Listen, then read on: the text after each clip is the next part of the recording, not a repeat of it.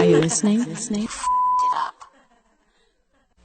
She is certainly controversial, but she is also certainly popular. Madonna's first 4 albums sold 48 million copies, and Forbes magazine calls her the top-earning female entertainer this year. Madonna joins us from Los Angeles. Am I correct in assuming that if an artist wants an album or a record to be very popular, you need to have airplay, or usually you need to have airplay on MTV? Well, it's a very important marketing tool for an artist, yes. So should I assume then that you went through the ordinary process, as to say that you, with MTV in mind, put together your video and simply submitted it to their standards committee thinking it would get the clearance that it always has? Yes, I did.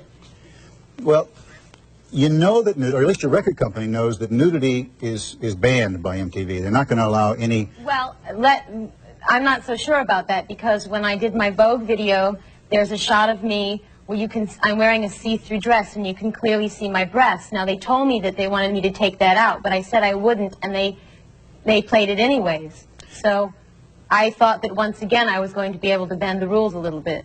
Well, you certainly were bending the rules a lot more than you had in the past, or did you feel that you were well within the bounds that you had been?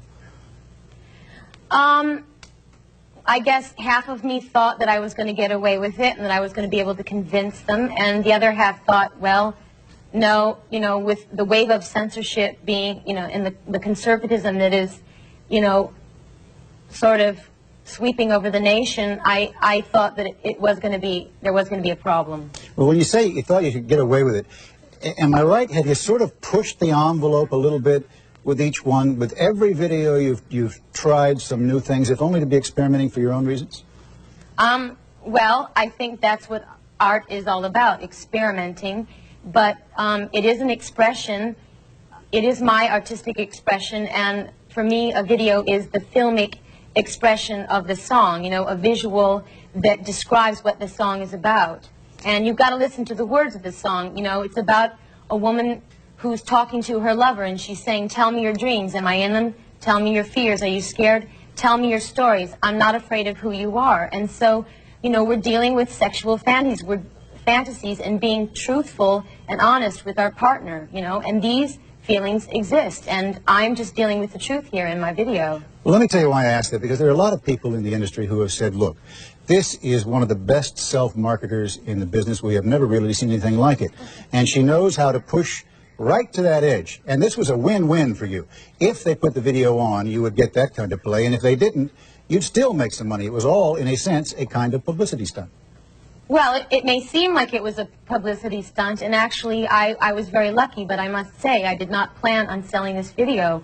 I just went in there to shoot it, and I said, you know what, I'm not going to think about whether it's going to get played or not. I'm just going to do it. This is how I truly feel about this song. This is how I want to express myself. And when we gave it to MTV, we asked them if they would play it. They came back a while later and they said no. I said, is there one scene or another that you specifically object to? And they said no, it's the whole tone. So we didn't really even have a chance to try to make it viewable. They rejected it completely. And so then I had to think, you know, with my manager, you know, what next? What should we do? And we decided, hell, you know, let's sell it. Let's sell it like a video single. It's never been done before. And, you know, the controversy just happened. It wasn't planned, but, you know. But in the end, you're going to wind up making even more money than you would have. Yeah, so lucky me. But the question that I think a lot of people are concerned about is you say you go into the studio, yeah, and you want to illustrate the song, and you're yeah, doing it in the way that you want. But yeah, they see a kind of trend where you are pushing the limits of sexuality. In this case, you have nudity, and you have bisexuality, and you have apparently group sex. And they're thinking that maybe you're... Pardon me? What are you saying? You're saying I'm pushing the limits of sexuality? No, you're pushing the limits of what's permissible. Okay. That you're carrying it a little further each time. And I guess what people are asking then is, where is that line? Where do you finally say, okay, this is far enough? That's a good question, but then I would like to address the whole issue of censorship on television. Where do we draw the line in general? I mean, if you can't go that far yet. First you have to tell me where you draw the line. Well, okay, I draw the line in terms of what I think is viewable on television. I draw the line with violence and humiliation and degradation. okay? And I don't think any of these issues are evident in my video. That's where I draw the line. That's what I don't want to see. Well, I guess that then one woman's art is another woman's pornography. I'm thinking of the Express Yourself video. I mean, there are images of you chained, there are images of you crawling under a table, and there are a lot of people who are upset by that.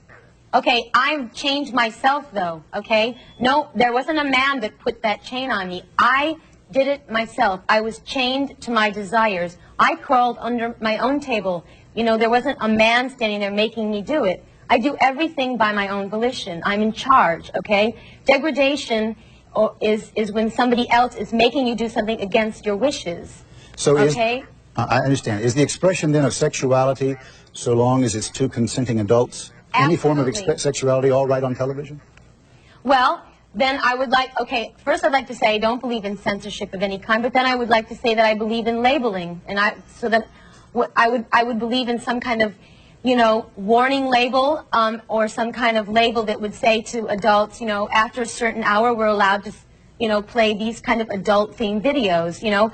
But then, okay, so I've dealt with sexuality, but I also think that we should also have categories for other issues that I think are not necessarily good for 10-year-olds to watch, okay? I mean, I think MTV should have their, you know, their violence hour, and I think they should have their degradation to women hour, and then we could have an hour where we deal with adult sexual themes. But, you know, if we're going to have censorship, let's not be hypocrites about this. Let's not have double standards, you know?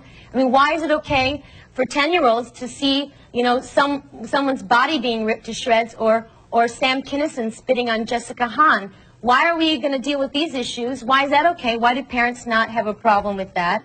But why do they have a problem with two adults, you know, two consenting adults displaying affection for each other, regardless of their sex? Madonna, you've raised about 30 important questions, and I think we ought to get at those when we come back. I only have a few minutes. So. We're going to come right back after we pay some bills here, and we'll explore those questions in just a moment. Madonna, I wonder if you were being facetious a moment ago. You said, despite your concerns about violence and degradation to women, maybe MTV should consider having an hour for violence and an hour that displays degradation to women, despite the fact that it's broadcast right into people's homes where their children could see it. Well, I'm saying we already have these videos that display degradation to women and violence that are played 24 hours a day. But yet they don't want to have a video playing that deals with sex between two consenting adults. So I'm saying, you know, where do we draw the line? Why is this good for a 10-year-old to watch, and why is it? And I guess I was being sarcastic, you know, to say, look, give me a chance, you know, let me have my slot, give me a warning label, warn parents so it doesn't take them by surprise, so that they have a chance to take their child away from television, but also warn them about violence and warn them about, you know, scenes and videos that depict degradation to women. But you know how very hard it is for a parent to control the child having access to TV, and they sit there and they watch MTV all day long. Now, yes. Would you, if you were in that parent's position, and it was your 10-year-old, your 11-year-old, would you not be worried about their seeing this kind of stuff? Well, personally, I wouldn't be worried about it, and this is why. Because I think that sexuality is something that Americans would really rather just sweep up under the rug. And I think that if my video provokes an open discussion, you know, maybe the kids will go and ask their parents these questions, you know. If it provokes an open discussion about sex with their parents, I think this is a really good thing. Okay, but Madonna, you have to help me here. When a 10-year-old sees you chained to the bed, or sees your boyfriend bound up and another woman comes by while you're there, maybe you know that that's a fantasy, and you know that other people are able to deal with all kinds of sexuality, but a 10-year-old is going to get awfully confused here. Good, then let them get confused and let them go ask their parents about it, and let their parents, you know, explain to them that it is a sexual fantasy and that these things exist in life, like they see violence, okay? It exists in life. It's not a pretty picture necessarily. You know, it's a frightening thing, but it's a reality. Why are we willing to deal with the realities of violence and sexism, and why aren't we willing to deal with sexuality? Why? I mean, the networks won't even play ads on TV that are about condoms, about birth control, about practicing safe sex. We're pretending like we don't have a lot of teenagers that are having sex in the world right now. Why are we you know, why are we subjecting ourselves to this kind of ignorance? Look, I'll tell you what their answer is going to be to you. They're going to say, you know what, we really are concerned about these issues, and we really are concerned that our children understand them, but quite frankly, it is our job to instruct our children, and we don't want you on television in the kinds of ways that you're on television, giving those images to our children. Thanks anyway. Well, guess what? They're not doing their job, because the teenage pregnancies in this country have reached, you know, a highest high. I mean, we have sophomores in high school who are having their second babies already, okay? And the rate of AIDS is raising in the heterosexual community at a really frightening rate, okay? So why is that? These parents are not doing their jobs, you know?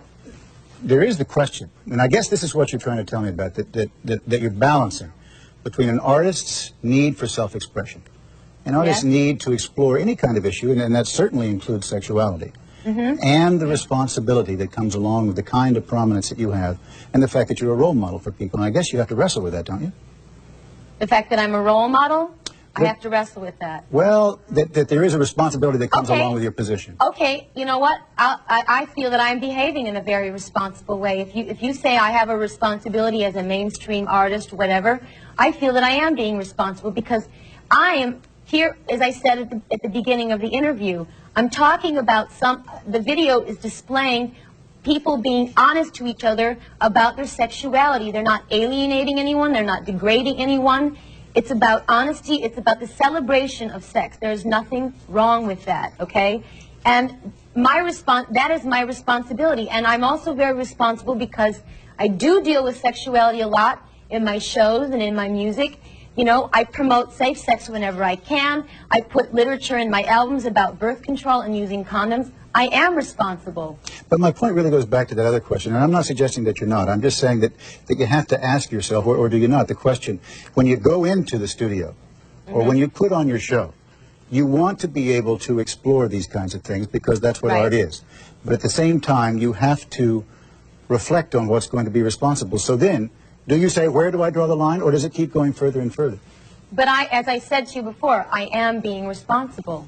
You know, where I draw the line is what I said. I don't believe in gratuitous violence, and I don't believe in degradation. You know, the degradation of any human being, okay? And I would never promote those things in any of my art. And I don't. You've taken some heat, I know, and you would like to have a chance to talk about it, from some women who feel that maybe you're not expressing the values that they want feminism to express. For all the way from way back when you wore the belt buckle that said boy toy, to the Material Girl video, which they feel reflects old values of women, even if it was satirical, to express yourself. Do you have an answer to them? To the feminists who raise that kind of question? Well, I would like to point out that they're missing a couple of things, because, you know, I may be dressing like the typical bimbo, whatever, but I'm in charge. You know, I'm in charge of my fantasies. I put myself in these situations with men, you know, and everybody knows, you know, in terms of my image in the public, people don't think of me as a person who's not in charge of my career or my life, okay? And isn't that what feminism is all about? You know, equality for men and women, and aren't I in charge of my life, doing the things I want to do, making my own decisions? I don't think anybody would question whether you're in charge of your own life. I do have a last question for you. What is the next sort of thing that we could be looking forward to? Do you have it in mind already? What is you want me to promote one of my products? No. I'm asking. My up-and-coming button-pushing products? No. That's not the point. The point is, will you continue to explore sexuality in the fashion that you have? Will you try to carry it a little further in a way that... Well, I don't know. I can't predict what I'm going to feel artistically. I don't think anyone can, but it is a very important issue to me, and I'm sure I will be dealing with it more in the future. I have no doubt about it. You were kind to talk to us tonight, Madonna. Thank you very, very much. Thank you for listening to me.